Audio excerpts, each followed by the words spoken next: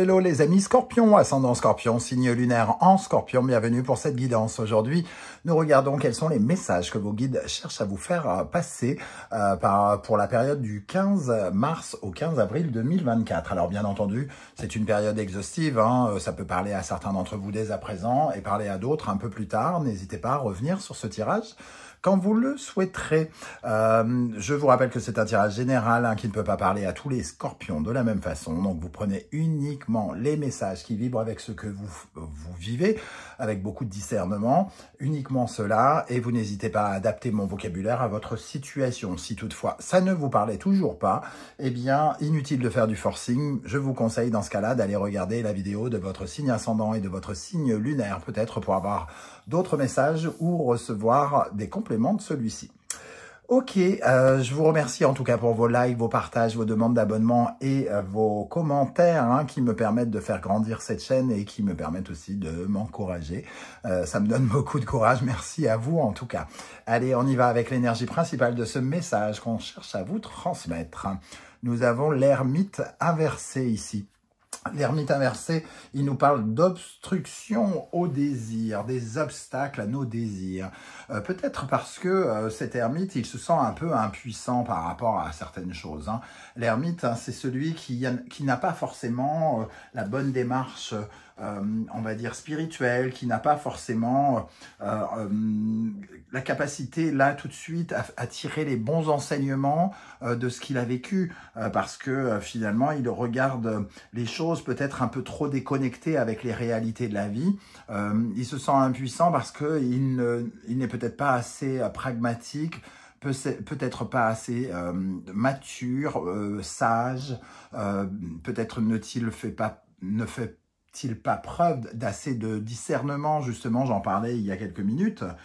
Ici, voilà, en tout cas, on se sent peut-être une certaine forme d'absence de courage qui fait que on a tendance peut-être à fuir ce qui pourrait nous éclairer, à regarder les bonnes choses, comment dire, à tirer les bonnes solutions, à attirer les bonnes solutions pour nous permettre d'enlever les obstacles à nos désirs, justement. L'ermite inversé, c'est un peu celui qui a une foi aveugle, mais qui ne regarde pas au bon endroit, puisqu'il représente à la fois les remèdes. Ici, on nous dit que peut-être vous n'avez pas les remèdes de quelque chose. Vous n'avez pas la solution de quelque chose. Vous vivez peut-être les choses comme si vous étiez seul, comme si vous ne pourriez jamais avoir de soutien, d'aide. Il y a un enfermement quelque part un peu dans une grotte avec l'ermite inversé.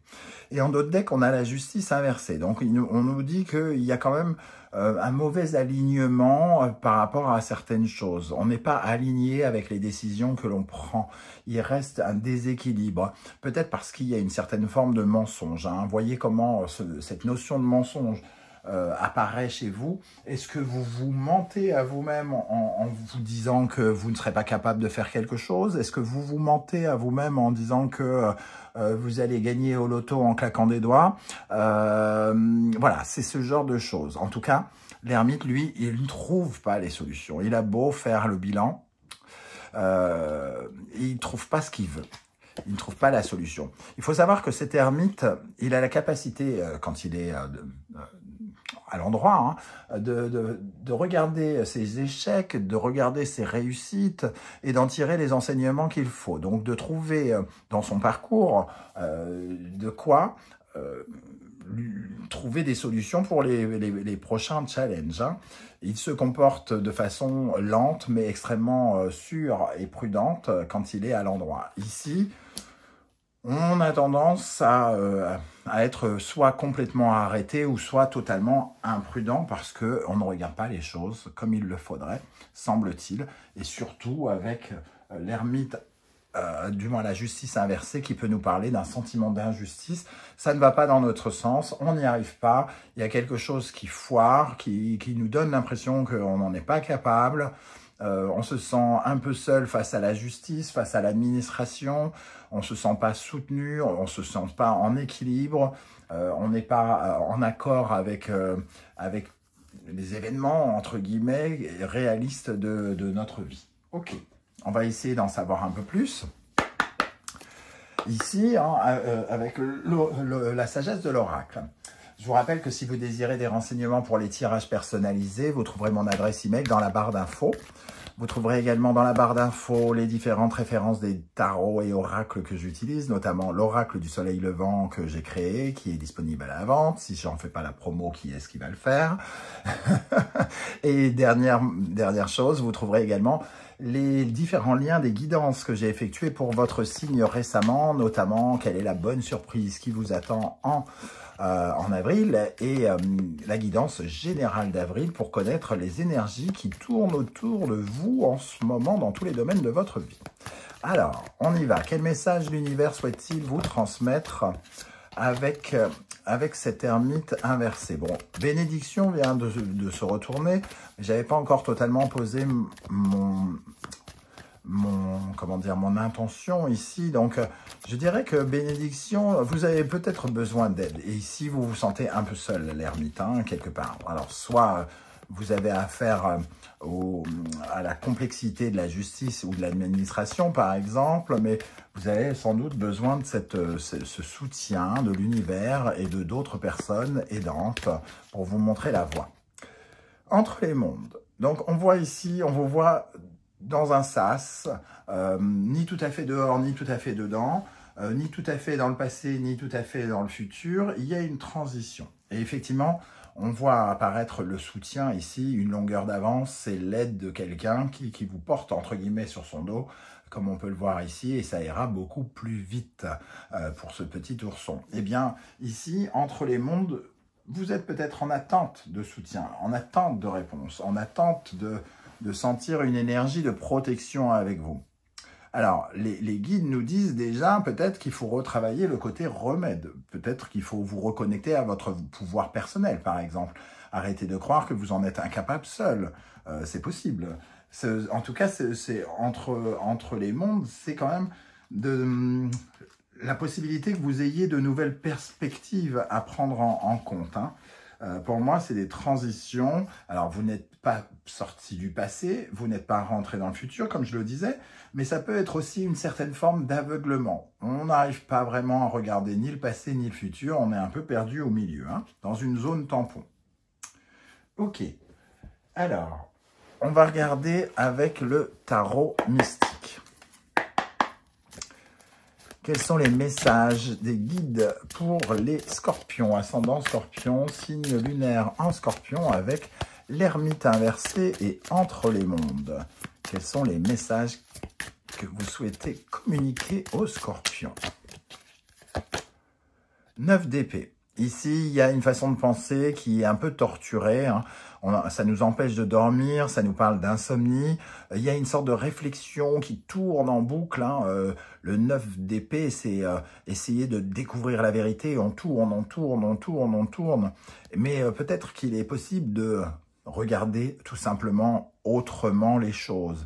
Alors, ça peut nous parler de négativité, et dans ce cas-là, il faut quand même savoir un peu reposer son esprit pour ne regarder que le bon côté des choses, ce qui peut être complexe. Surtout qu'ici, on est un peu dans une certaine forme de prise de tête, hein. Le 5 d'épée, c'est la prise de tête. On ne trouve pas ce qu'on veut, on n'est pas d'accord avec d'autres personnes, pourquoi pas. Ici, on n'a pas les mêmes idées, on se contredit, et comme on se contredit, ben, on ne sait pas vraiment où on va, et il y a quelque chose qui reste un peu bloqué, en désordre. Un deuxième message, le 7 de bâton. Ici, les guides vous invitent à suivre vos valeurs, à persévérer et à suivre vos propres motivations, votre propre enthousiasme, de redéfinir peut-être vos valeurs, de redéfinir vos objectifs et de vous appliquer à défendre ce qui vous semble intéressant, important, de ce qui vous fait vibrer, hein. Le bâton, c'est quand même ce qu'il y a de passionnant, excitant. Et on voit ici que cet homme porte ces tatouages qui le représentent. C'est quelque chose qui sont marqués dans sa peau. Et les projets, les buts que vous cherchez à atteindre, il faut qu'ils soient définis dans votre peau pour pouvoir les atteindre. Peut-être n'êtes-vous pas assez en accord avec ce qui vous correspond ici, avec Vous ne savez pas ce que vous devez défendre, par exemple. Quelles sont les valeurs que vous devez défendre. Alors, ici, on a le valet de coupe qui est tombé. On nous dit d'être plus peut-être dans une nouvelle forme de créativité.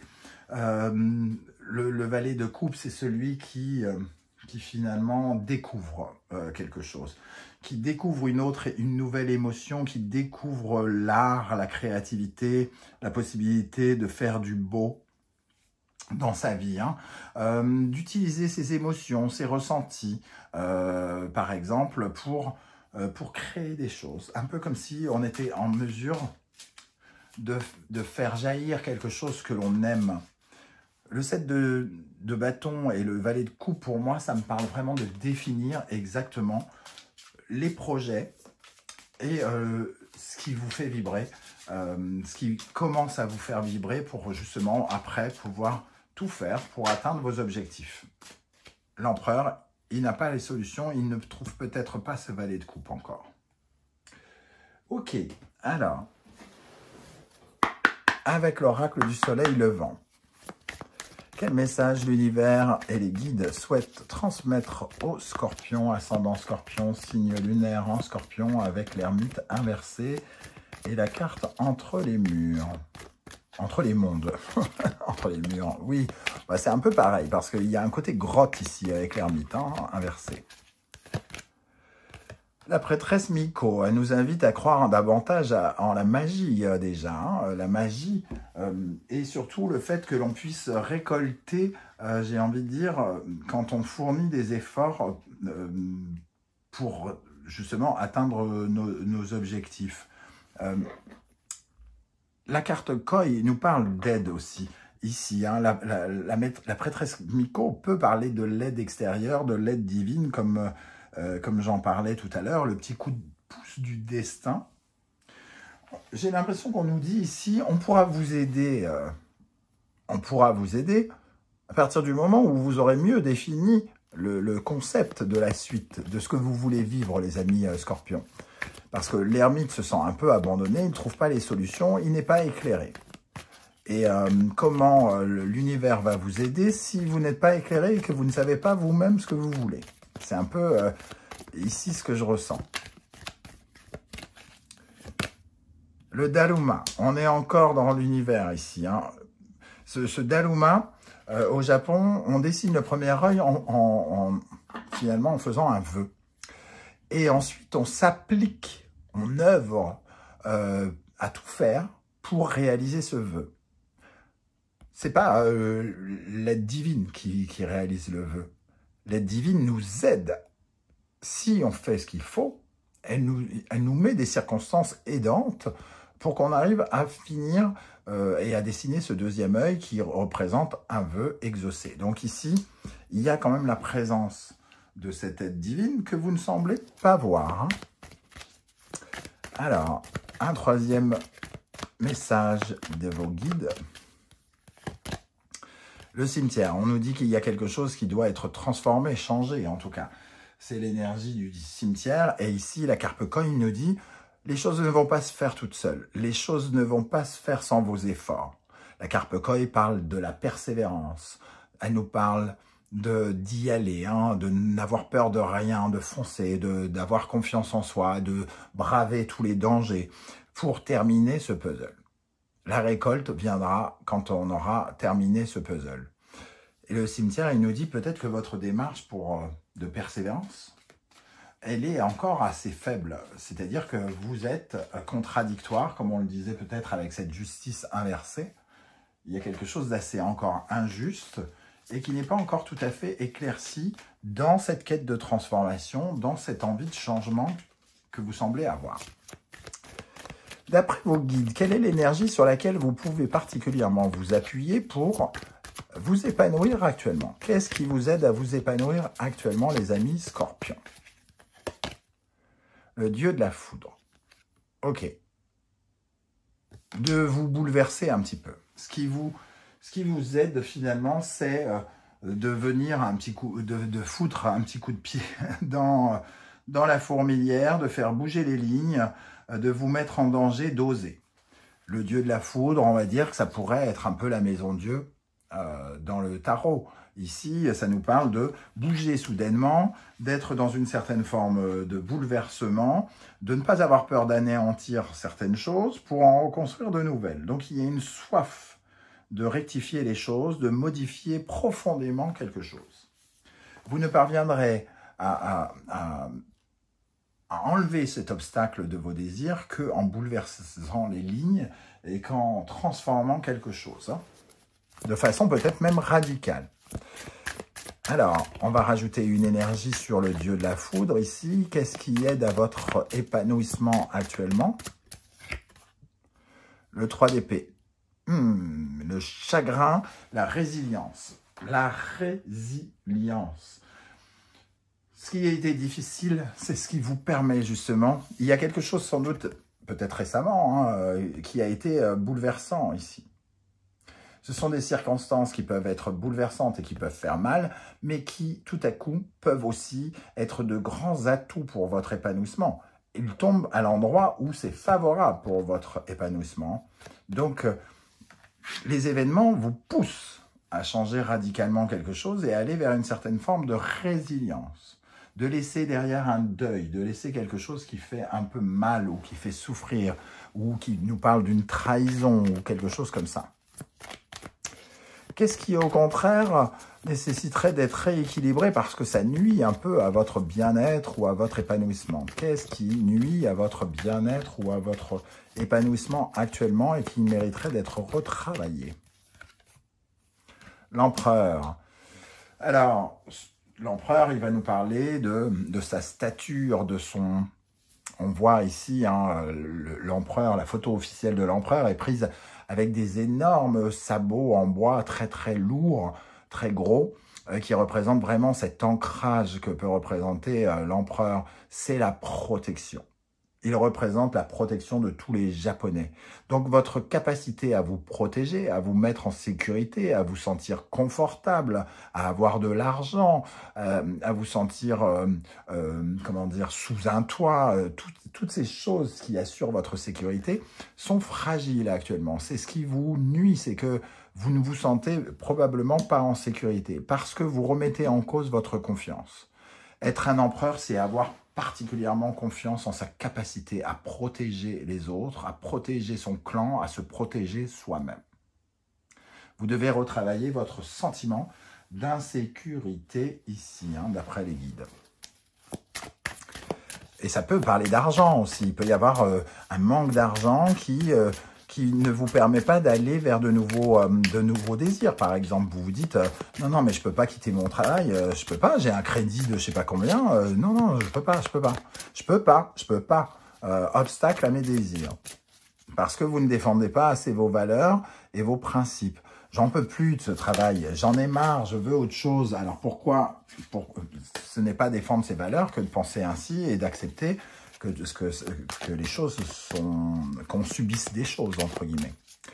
Qu'est-ce qui nuit à votre bonheur et votre épanouissement avec l'empereur ici? Pour les scorpions, ascendant scorpion, lune en scorpion. L'étoile. Vous manquez très probablement d'espoir déjà. On le voyait ici avec la princesse Miko et Daruma. Vous manquez d'espoir, vous manquez de positif, de pensée positive, et vous vous sentez pas soutenu, pas en connexion avec le divin et donc avec les guides qui sont là pour vous montrer la voie. Cette étoile, elle nous parle aussi de prendre des vessies pour des lanternes, de voir une certaine forme d'illusion, de ne pas suivre la bonne étoile, de ne pas se rendre compte qu'on est confus, qu'on se trompe d'étoile. On ne suit pas sa route, on suit une route, mais qui n'est pas forcément la nôtre, donc pas la bonne. Ce que nous dit l'étoile dans cette position. Ok, alors on va regarder quels sont les conseils que l'univers souhaite vous transmettre ici avec ce tirage et notamment avec l'ermite inversé et entre les mondes. Quels conseils souhaite-t-on vous transmettre? Gémeaux, Mercure, Verseau, Uranus. La planète Uranus nous parle des changements. Verseau nous parle de la nouveauté, de se libérer. se libérer d'un mode de pensée, se libérer d'une dynamique ici, avec le Gémeaux et Mercure. Ça nous parle des choix aussi, hein, des décisions. Ici, on doit aller chercher quelque chose de neuf par rapport à nos décisions, par rapport à notre façon de nous placer, par rapport à nos contradictions aussi. Le Gémeaux est quand même le signe où il y a deux facettes qui peuvent se contredire. Donc ici, on veut le beurre, l'argent du beurre, un petit peu. Hein. Et ici, il faut changer quelque chose de façon drastique, arrêter de vouloir tout et son contraire, et se battre uniquement pour ce qui est véritablement ce qui nous correspond. Un deuxième conseil pour les scorpions ici.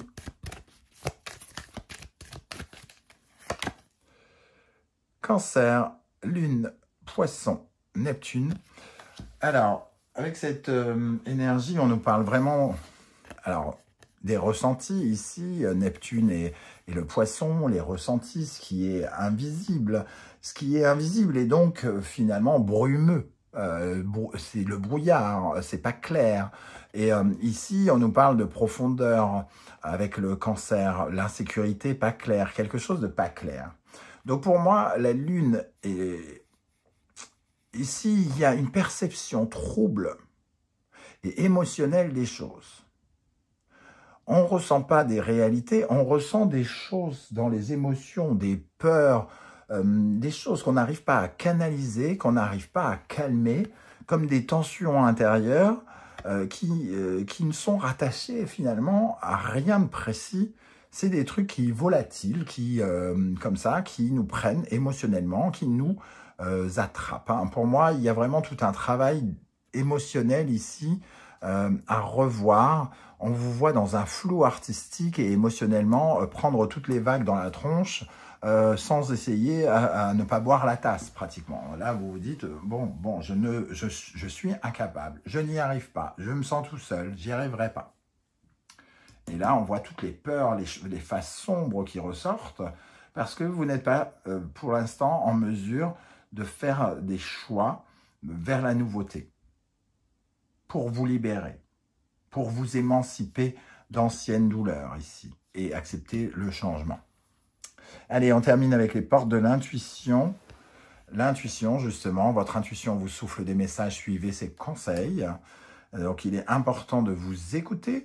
Les scorpions, vous êtes un signe d'eau, hein, donc un signe d'intuition. Et ici, on voit que vous pouvez en avoir des intuitions, sauf que c'est un peu noyé dans le flou. Donc, d'un seul coup, vous ne savez plus si ce sont des bonnes intuitions ou s'il faut prendre ça comme quelque chose qui fait peur. La fluidité, en dansant avec les situations difficiles, vous rencontrez les bonnes personnes et vous attirez de l'aide. Apprenez à vous adapter aux difficultés au lieu de les prendre de plein fouet, encore une fois. Ici, c'est les vagues que vous prenez en pleine tête et les difficultés. Donc, d'un seul coup, vous vous sentez totalement impuissant face à ce qui se passe parce que vous n'avez pas du tout d'ancrage, comme le disait l'empereur ici. Vous vous sentez en insécurité et vous n'arrivez pas à percevoir votre potentiel, à créer de la sécurité. Donc, ça vous déconnecte de la vérité, du concret. Et votre tête s'envole vers des pensées harcelantes, difficiles à gérer. Le choix, souvenez-vous que la décision finale vous appartient. On parle bien d'un choix, hein, on l'a évoqué tout à l'heure. Le choix vous revient et il vous faut accepter de transformer quelque chose et d'oser quelque chose. Même si ça vous met en insécurité, semble-t-il. En tout cas, ça vous permettra d'accepter les situations critiques que vous avez vécues et de pouvoir en faire des forces pour la suite. Voilà les amis scorpions, comment je ressens ce tirage. N'hésitez pas à commenter et à liker juste en dessous de la vidéo, à me dire comment vous ressentez ces énergies, comment elles vous parlent. Et n'oubliez pas que vos commentaires sont très inspirants pour tous les autres scorpions qui les liront. Ça peut leur apporter des exemples, des aides, des conseils ou des choses comme ça. Si vous ne souhaitez pas étaler votre vie sur YouTube, vous le savez, vous laissez un like, un coucou, un émoticône de votre choix, juste ça ou les trois à la fois, histoire de dire que l'intelligence artificielle ne gagnera pas la guerre contre l'humain en 2024. Peut-être plus tard, mais pas tout de suite. Je vous remercie de m'avoir écouté. Merci pour vos likes, vos partages, vos demandes d'abonnement et vos commentaires qui me permettent de faire grandir la chaîne. On se retrouve très vite pour une guidance sentimentale, relationnelle, amoureuse. En attendant, prenez bien soin de vous les amis Scorpions. Merci d'être là et à bientôt. Ciao, ciao.